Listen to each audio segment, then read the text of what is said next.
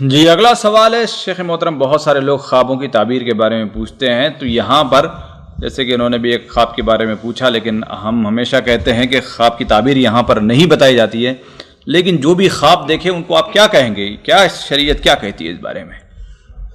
بھائی دیکھیے، خواب 3 طرح کا ہوتا ہے، احادیث سے ثابت ہے۔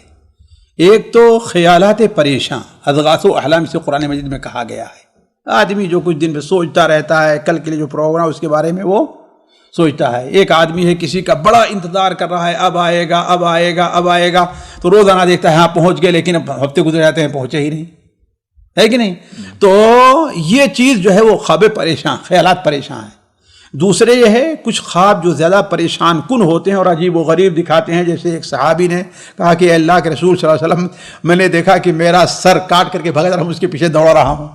آپ ہنسنے لگے تو دوڑ کیسے رہے، تمہارے پاس سر ہی نہیں رہا۔ تو یہ شیطان کی طرف سے ایسی چیزیں ہوا کرتی ہیں، ایسی چیزیں شیطان کی طرف سے، انسان شیطان کو پریشان کرنا چاہتا ہے، سر کاٹ رہا ہے، کوئی چاقو چبا رہا جی۔ ہے۔ اور ایک کچھ چیزیں ہوتی ہیں جس میں اللہ تبارک و تعالیٰ اشارات دیتا ہے، اور یہ اشارات بطور خوشخبری کے ہوتا ہے، بطور تنبیہ کے بھی ہوتا ہے، بطور تنبیہ کے بھی ہوتا ہے، یعنی تم ہوشیار ہو جاؤ، تم یہ کام نہ کرو۔ اور اگر بطور خوشخبری کے ہے تو لہم البشریٰ فی الحیات الدنیا، یہی اس کی تعبیر ہے۔ حدیث کی آیات کی تفسیروں میں جو تفسیر آئی ہے لہم البشریٰ فی الحیات الدنیا، انہیں دنیا میں بھی خوشخبری ہے اور آخرت میں بھی۔ تو حدیث میں آیا کہ دنیا کی خوشخبری کیا ہے؟ اللہ تعالیٰ خواب میں ان کے اچھے مقامات دکھا دیتا ہے، ہے کہ نہیں ہے؟ تو یہ 3 چیزیں ہوا کرتی ہیں۔ البتہ اس کا ادب یہ ہے کہ انسان اولاً تو خواب ہر کس و ناکس سے اگر کوئی ایسا دیکھے تو اسے بیان کرتا نہ پھرے، ایسے شخص کے سامنے رکھے جو اس کو خیر سمجھتا ہو، جو اس کی تعبیر جانتا ہو۔ جی، یعنی اگر کوئی برا خواب وغیرہ دیکھے تو کیا، یعنی خواب سے اٹھنے کے بعد کیا آداب بتائے گئے ہیں؟ یہی ادب ہے کہ اولا نہیں پریشان کن سے اعوذ باللہ پڑھ کے دوسری طرف کروٹ بدل کر کے سو جائے، ہے نا؟ یعنی تھو کرنے کا جو حکم ہے وہ بھی، ہاں وہ بھی جی کر کے سو جائے۔ اور اسی طریقے سے وہ اگر سمجھے کہ ہاں یہ بار بار ہم کو آ رہا ہے، یہ تو کوئی ہمیں تنبیہ اس سے تو نہیں ہے کہ نہیں، یہ کوئی تنبیہ تو نہیں ہے، تو اس کا مطلب یہ ہے کہ ہو سکتا ہے کہ اس سے جو ہے کوئی اللہ تعالیٰ متنبہ کر رہا ہے، یا آپ کو بظاہر خراب لگ رہا ہے، لیکن مثال طور پر ایک صحابی نے دیکھا کہ نعوذ باللہ من ذالک، میں اپنی ماں کے شرمگاہ اندر، آپ صلی اللہ علیہ وسلم نے فرمایا کہ تم شہید ہو گے، زمین میں دفن کیے جاؤ گے، یا کسی صحابی نے اس تعبیر ہوتا ہے کہ شہید ہو گے زمین میں دفن کیے جاؤ گے۔ تو اس کے جو خواب ہوتے ہیں بسا اوقات بظاہر بڑے برے لگتے ہیں، لیکن اس کی تعبیر کیا ہوتی ہے، وہ اچھی ہوا کرتی ہے۔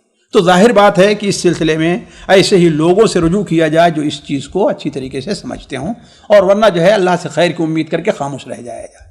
جی شیخ، آپ سے تو پوچھا جاتا ہے تو آپ تو اس کا جواب نہیں دیتے ہیں کسی خواب کا، نہیں، تو پھر کسی اور کی طرف رہنمائی فرما دیں۔ اللہ عالم شیخ، بعض کوئی کتاب وغیرہ آپ اس کی طرف رہنمائی کر سکتے ہیں، جو پڑھ کر جہاں کتاب وغیرہ سے فائدہ اٹھا لے۔ یہ دیکھیے، یہ ایک جو فن ہے یہ اکتسابی نہیں ہے بلکہ وہبی فن ہے، یعنی اللہ تبارک و تعالیٰ جس کو یہ دے، تو واللہ عالم، میں نہیں بتا سکتا کسی کے بارے میں۔ اگر کوئی بتا دے، اگر کوئی بتانا شروع کر دے تو وہ گنہگار ہوگا بندہ؟ اگر جو ہے اس کو علم نہیں ہے، اس کے اصول کو نہیں جانتا ہے، صرف اٹکل پچو ہانک رہا ہے، ظاہر بات گنہگار ہوگا وہ۔ بسا اوقات اللہ تبارک و تعالیٰ نے ایسا رکھا ہے کہ اس کی جیسی تعبیر کی جائے گی ویسے ہو جائے گا، تو آپ نے کوئی بری تعبیر کر دی ویسے ہو گیا، تو اس لیے اس سلسلے میں احتیاط کا پہلو مد نظر رکھنا چاہیے۔ میں قریب ہی میں اس سلسلے میں انشاءاللہ وہ کچھ لمبا سا 1-2 قسط میں درس رکھوں گا جو اس کے اندر اصول اور آداب رکھے جائیں گے انشاءاللہ، قریب ہی انشاءاللہ۔